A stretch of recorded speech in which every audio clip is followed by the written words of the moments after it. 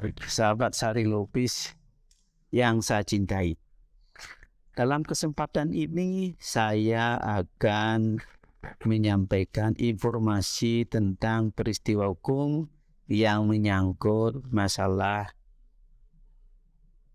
pinjaman itu dengan jaminan benda bergerak. Sehingga jaminannya itu harus didaftar sehingga mendapatkan sertifikat fidusia.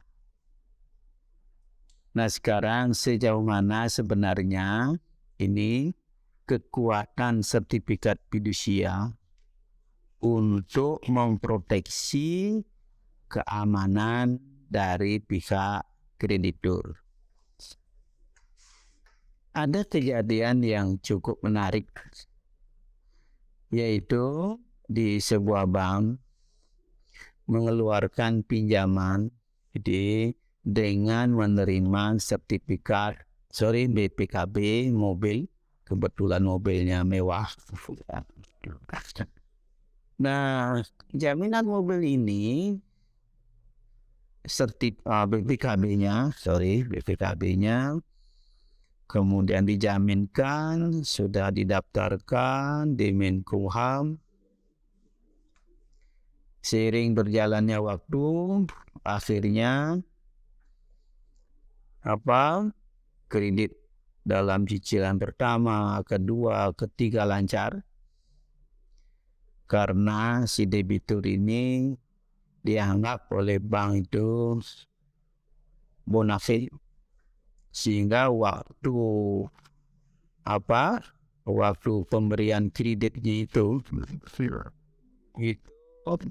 memang tidak dicek gitu. Mobilnya itu, keadaan mobilnya bagaimana, siapa yang membawa mobilnya, itu memang tidak dicek karena bank merasa percaya bahwa si debitur ini yang membawa BPKB ini, dia yang punya mobil itu. Nah, lama-kelamaan akhirnya hutang itu macet. Sehingga bank berencana untuk mengeksekusi itu mobil. Meminta agar mobil itu diserahkan kepada bank karena kreditnya macet. Apa yang terjadi di saat itu? Hasilnya mobil itu memang dibawa oleh orang lain. Lalu orang lain ini dia mengajukan gugatan ke pengadilan negeri, menggugat pihak bank, menggugat pihak debitur. Apa alasannya dia menggugat? Pihak penggugat ini yang membawa mobil ini, dia membuktikan di pengadilan bahwa dia itu sudah membeli mobil itu. Pembeli ini sudah membayar lunas. Cuman BPKB itu masih dipegang oleh si debitur ini karena dia berjanji untuk membantu mengurus balik namanya.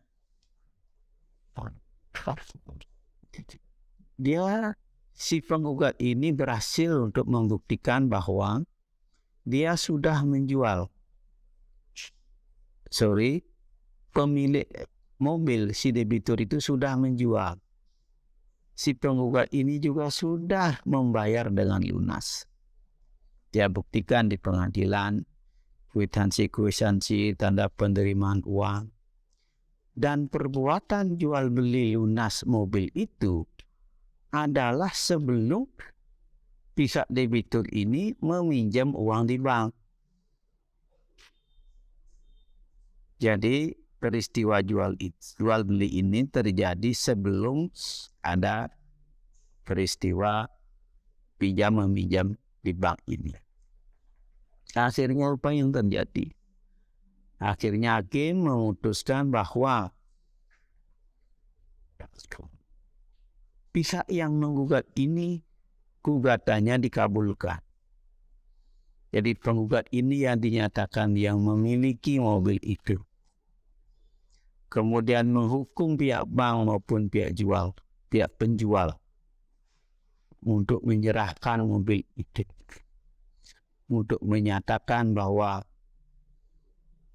sertifikat fidusial ini dinyatakan tidak mempunyai kekuatan hukum. Lalu putusan ini tidak diterima oleh pihak bank. Bank lalu banding. Karena bank merasa bahwa ini saya sudah berbanding, saya sudah daftarkan. Ternyata pengadilan tinggi memutuskan adalah menguatkan putusan pengadilan negeri. Itu seperti itu. Nah, di situ juga pihak bank maupun pihak penjual debitur itu dia kasasi. Nah, dengan alasan itu bisa debitur ini dia akan mengembalikan itu uang yang diterima oleh pihak penggugat sehubungan dia menjaminkan itu mobil. Akhirnya Mahkamah Agung juga memutuskan menguatkan putusan pengadilan tinggi maupun putusan pengadilan negeri. Nah, dari peristiwa ini dapat dipetik hikmahnya bahwa meskipun itu jaminan itu sudah sampai terbitnya sertifikat fidusial, jadi itu adalah tidak menjamin bahwa jaminan itu aman, dapat memproteksi dari bank. Oleh karena itu, sebaiknya dalam menilai jaminan jangan seperti tadi hanya memeriksa BPKB surat-suratnya saja. Pastikan juga secara fisik di mana mobil itu, siapa yang menguasai, sehingga kalau sudah dicek itu nanti akan mengetahui keadaan dari pihak-pihak yang menguasai. Apakah mobil itu memang punya debitur atau punya orang lain. Jadi kalau misalnya itu tidak dicek seperti itu, itulah akibatnya. Kerugian akan terjadi pada pihak bank. Semoga apa yang saya uraikan dalam kesempatan ini ada manfaatnya. Terima kasih.